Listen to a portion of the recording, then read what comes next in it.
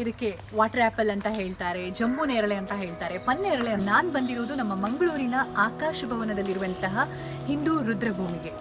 ಇಲ್ಲಿ ಮಾವಿದೆ, ಹಲಸಿದೆ, ಜಂಬೂ ನೇರಳೆ ಇದೆ. ಹಾಗೆ ಇದಕ್ಕೆಲ್ಲ ಕಾರಣೀಕರ್ತರಾದಂತಹ ಶ್ರೀಯುತ ಮಾಧವ್ ಉಳ್ಳಾಲ್ ಸರ್ ಕೂಡ ಇದ್ದಾರೆ.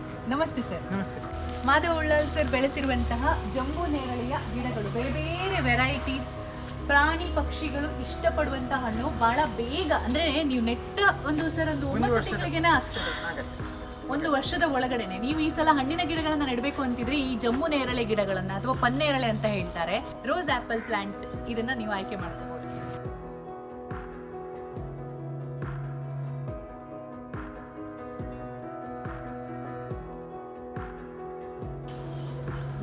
ಅಲ್ಲಿ ಹಣ್ಣಿದೆ ನೋಡಿ. ಈ ಕಡೆ ಕಾಣಿಸ್ತಾ ಇರೋದು ನಿಮಗೆ ಮನುಷ್ಯನ ಮುಕ್ತಿಧಾಮ ಅಂತ ಹೇಳ್ಬೋದು. ಆದರೆ ಇಲ್ಲಿ ಒಳಗಡೆ ಬರುವಾಗ ಒಂದು ಪಾಸಿಟಿವ್ ವಾತಾವರಣ ಇದೆ ಅಂತಂದರೆ ಅದಕ್ಕೆ ಕಾರಣ ಮಾಧವ್ ಉಳ್ಳಾಲ್ ಸರ್ ನೆಟ್ಟು ಬೆಳೆಸಿರುವಂತಹ, ಹಾಗೆ ಅವರಿಗೆ ಸಪೋರ್ಟ್ ಮಾಡಿರುವಂಥ ಅವರ ಸಾಮಾನ್ಯವಾಗಿ ರುದ್ರಭೂಮಿ ಅಂತಂದರೆ ಅಲ್ಲಿರುವಂತಹ ಪ್ಲೇಸ್ಗೆ ಹೋಗುವಾಗ ಇಷ್ಟು ಹಸಿರು ತುಂಬಿರಬೇಕು ಅಂತಂದರೆ ಎಲ್ಲ ಕಡೆಯಲ್ಲಿ ಸಾಧ್ಯ ಇಲ್ಲ.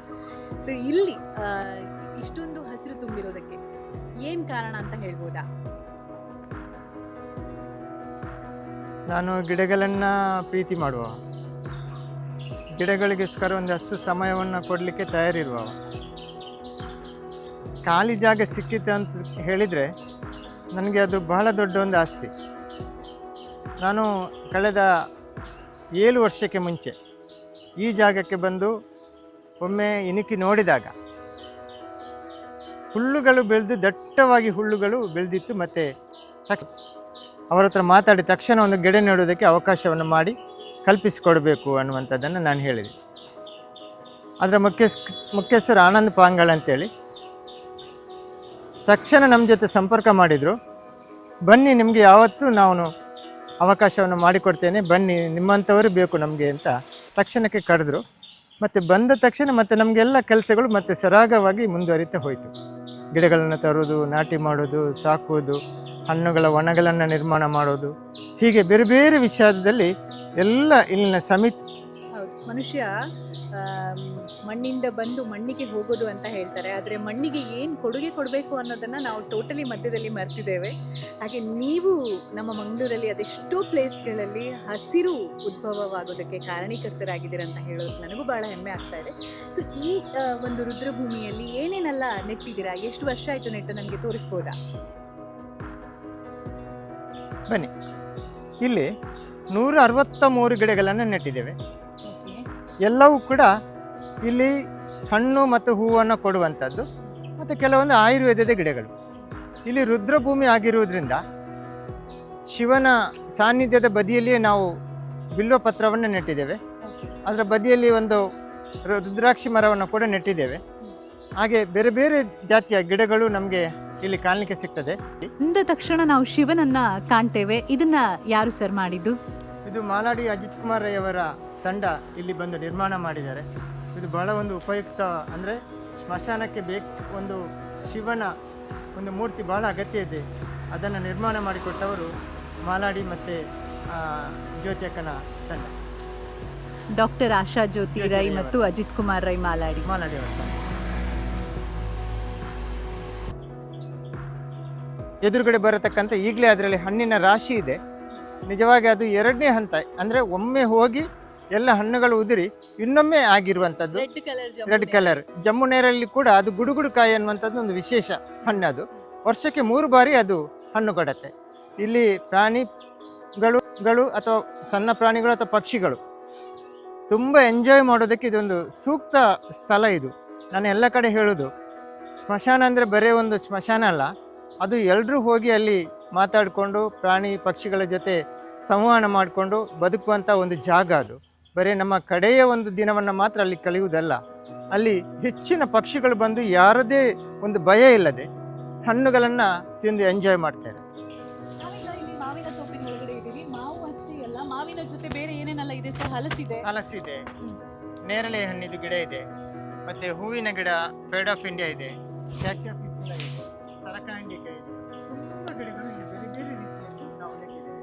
ಅಂದರೆ ಒಂದು ವನದ ಒಳಗಡೆ ವಿವಿಧ ಜಾತಿಯ ಮರಗಳು ಇರ್ಬೇಕು ಅನ್ನುವಂಥದ್ದು ಕಲ್ಪನೆ. ಅವುಗಳು ಒಳ್ಳೆ ಆ, friends ಆಗಿ ಒಂದೇ ಜಾತಿದ್ದು ನೆಡಬಾರ್ದು ಯಾವಾಗಲೂ. ವಿವಿಧ ಜಾತಿಗಳದ್ದು ಇರಬೇಕು. ಅದಕ್ಕೋಸ್ಕರ ಎಲ್ಲ ವಿಧದ ಗಿಡಗಳನ್ನು ನೆಟ್ಟಿದ್ದೇವೆ. ಮಾವಿನ ಮರದಲ್ಲಿ ಕೂಡ ಹಾಗೆ ಬೇರೆ ಬೇರೆ ಜಾತಿದ್ದು ಉಂಟು. ಇಲ್ಲಿ ಬರೀ ಒಂದೇ ಜಾತಿಯ ಗಿಡಗಳನ್ನು ನೆಟ್ಟಿಲ್ಲ. ಸರ್, ಈಗ ಇದರ ಮೇಂಟೆನೆನ್ಸಿಗೆ ಬೇಕಾದಂತಹ ಒಂದು ಹಣಕಾಸಿನ ನೆರವು ಎಲ್ಲಿಂದ ಸಿಗ್ತಾ ಇದೆ? ನಾನು ಒಂದು ಪಿಗ್ಮಿ ಕಲೆಕ್ಷನ್ ಮಾಡಿ ಜೀವನ ಮಾಡುವವ. ನನ್ನ 39 ವರ್ಷಕ್ಕೆ ಮೊದಲೇ ನಾನು ನಿರ್ಧಾರ ಮಾಡಿದ್ದೆ, ನಾನು ಪಿಗ್ಮಿ ಕಲೆಕ್ಷನ್ನ ಮೂಲಕ ಏನು ಕಮಿಷನನ್ನು ಪಡಿತೇನೆ ಅದರ ಒಂದು ಪಾಲನ್ನು ಗಿಡಗಳಿಗೆ ನಾನು ವಿನಿಯೋಗ ಮಾಡಬೇಕನ್ನುವಂಥ. ಅದೇ ರೀತಿ 39 ವರ್ಷದಿಂದ ಒಂದು ಪಾಲನ್ನು ಗಿಡಗಳಿಗೆ ವಿನಿಯೋಗ ಮಾಡ್ತಾ ಬರ್ತಾ ಇದ್ದೇನೆ. ಇದರಲ್ಲಿ ನಮ್ಮ ರಾಜೇಶ್ ಆಕಾಶ್ ಭವನ, ಹರೀಶ್ ಅಡ್ಯಾರ್, ಆನಂದ್ ಪಾಂಗಾಲ್, ಇನ್ನಿತರ ಬೇರೆ ಬೇರೆ ಯತೀಶ್ ಶಾಲಿಯಾನ್, ಹೀಗೆ ಬೇರೆ ಬೇರೆ ನನ್ನ ಸ್ನೇಹಿತರು, ಇಲ್ಲಿ ಹತ್ತಿರದಲ್ಲಿರ್ತಕ್ಕಂಥ ನಮ್ಮ ಆಶಾ ಜ್ಯೋತಿ ರೈ, ಮಾಲಾಡಿ ಅವರು ಎಲ್ಲರೂ ಇದಕ್ಕೆ ಸಹಕಾರವನ್ನು ಕೊಟ್ಟಿದ್ದಾರೆ. ಎಲ್ಲರೂ ನನಗೆ ಪ್ರೀತಿಯನ್ನು ಕೊಟ್ಟಿದ್ದಾರೆ. ಈ ಗಿಡಗಳು ಹೆಮ್ಮರವಾಗಿ ಬೆಳೆಯೋದಕ್ಕೆ ಅವರ ಪ್ರೀತಿ ಕೂಡ ಮುಖ್ಯ ಕಾರಣ. ಇಲ್ಲಿ ವಿಶೇಷವಾಗಿ ನಮ್ಮ ಆಕಾಶ್ ಭವನ ಪರಿಸರದಲ್ಲಿ ಗಿಡ ನೆಡೋದಕ್ಕೆ ಮಾಧವ್ ಉಳ್ಳಾಲ್ ಸರ್ ಜೊತೆಯಲ್ಲಿ ಸಹಕಾರ ಕೊಟ್ಟವರು ಕೂಡ ಇಲ್ಲಿ ಕ್ಯಾಮರಾ ಹಿಂದೆ ಇದ್ದಾರೆ. ಅವ್ರನ್ನ ನಾನು ನಿಮಗೆ ಪರಿಚಯ ಮಾಡಿಸ್ತೀನಿ, ಬನ್ನಿ. ಇವರು ದಿನೇಶ್ ಅಂತೇಳಿ ನಮ್ಮ ಆನಂದ್ ಪಾಂಗಾಲ್ರವರ ಜೊತೆಯಲ್ಲಿ ಇಲ್ಲಿ ನಮಗೆ ಸಹಕಾರವನ್ನು ಕೊಟ್ಟವರು. ಇವರು ಆ ಗಿಡ ನೆಡುವ ದಿನದಿಂದಲೂ ನಮ್ಮ ಜೊತೆ ಇದ್ದಾರೆ. ಇವರನ್ನು ಕೂಡ ಮಾತಾಡಿಸ್ಬೋದು. ನಮಸ್ತೆ ಈ ಸರ್. ಗಿಡಗಳು ಹೇಗೆ ಆಯಿತು, ಇಲ್ಲಿ ಯಾರೆಲ್ಲ ಬಂದು ನೆಟ್ಟಿದ್ದಾರೆ, ಮತ್ತು ಈ ಗಿಡಗಳು ಹೆಮ್ಮರವಾಗಿ ಈಗ ಸಾವಿರಾರು ಹಣ್ಣುಗಳನ್ನು ಕೊಡೋದು, ಮತ್ತು ಆ ಹಣ್ಣನ್ನು ಇಲ್ಲಿ ಇವರು ಬೇರೆ ಬೇರೆ ಇಲ್ಲಿನ ಹತ್ತಿರದ ಶಾಲೆಗಳಿಗೆ ಕೊಡುವಂಥದ್ದನ್ನು ಮಾಡ್ತಾ ಇದ್ದಾರೆ. ಸರ್, ಹೇಗನ್ಸ್ತಾ ಇದೆ? ಮೊದಲು ಹೀಗೆ ಇತ್ತ ಈ ರುದ್ರಭೂಮಿ 7 ವರ್ಷಗಳ ಹಿಂದೆ ಹೇಗಿತ್ತು? ಈ ರುದ್ರಭೂಮಿ ಮಾಡುವಾಗ ಇಲ್ಲಿ ಏನು ಇವರು ಮಾಧವ್ ಅವರು ಇಲ್ಲಿಗೆ ಬಂದು ಇಲ್ಲಿ ಗಿಡ ನೆಡ್ತೇನೆ ಅಂತ ನಮ್ಮ ಸರ್ ಆನಂದ್ ಪಾಂಗಲ್ ಇದ್ದಾರೆ, ಅವರ ಜೊತೆ ಮಾತನಾಡಿ ಅವರು ನಮಗೆಲ್ಲ ಇಲ್ಲಿ ತಿಳಿಸಿ ಈ ಗಿಡವನ್ನು ನೆಟ್ಟಿದ್ರು. ಅದಕ್ಕೆಲ್ಲ ನೀರಿನ ವ್ಯವಸ್ಥೆ ಎಲ್ಲ ಮಾಡಿಕೊಟ್ಟು ಅದನ್ನು ನಾವು ನೋಡಿಕೊಳ್ಳುವ ಹಾಗೆ ಇವರು ನಮಗೆ ಸಹಕಾರ ಕೊಟ್ಟಿದ್ದಾರೆ. ಎಸ್, ಇದು ಇವತ್ತಿನ ವಿಡಿಯೋ. ಈಗಾಗಲೇ 5 ಲಕ್ಷಕ್ಕಿಂತ ಹೆಚ್ಚಿನ ಗಿಡಗಳನ್ನು ನೆಟ್ಟು ಪೋಷಿಸ್ತಾ ಬಂದಿರುವಂತಹ ಅದೆಷ್ಟೋ ಜನರಿಗೆ ಮಾದರಿಯಾಗಿ ಈಗಾಗಲೇ ಸುಮಾರು 5 ಲಕ್ಷ ಗಿಡಗಳನ್ನು ನೆಡುವಂತಹ, ಹಾಗೆ ಅದೆಷ್ಟೋ ಗಿಡಗಳ ಪೋಷಣೆಯ ಜವಾಬ್ದಾರಿಯನ್ನು ಸ್ವತಃ ತಾವೇ ಹೊತ್ತು ಮಂಗಳೂರು ಅಷ್ಟೇ ಎಲ್ಲ ಬೇರೆ ಬೇರೆ ಪ್ಲೇಸ್ಗಳಲ್ಲಿ ಹಸಿರನ್ನು ಅರಳಿಸ್ತಾ ಇರುವಂತಹ ಅದ್ಭುತವಾದಂತಹ ವ್ಯಕ್ತಿ, ಪರಿಸರ ಪ್ರೇಮಿ ಮಾಧವ್ ಉಳ್ಳಾಲ್ ಇವರಿಗೆ ಒಂದು ಬಿಗ್ ಸಲ್ಯೂಟ್ ಅಂತ ಹೇಳ್ತಾ ಈ ವಿಡಿಯೋವನ್ನು ಇಲ್ಲಿಗೆ ಮುಗಿಸ್ತಾ ಇದ್ದೀನಿ. ಇನ್ನಷ್ಟು ಮಾತಾಡೋದಿದೆ ಅವರ ಜೊತೆಯಲ್ಲಿ ಗಿಡಗಳ ಬಗ್ಗೆ. ಮತ್ತೆ ಮುಂದಿನ ವಿಡಿಯೋದಲ್ಲಿ ಸಿಗ್ತೀನಿ ನಾನು ನಿಮಗೆ. ನಮಸ್ಕಾರ.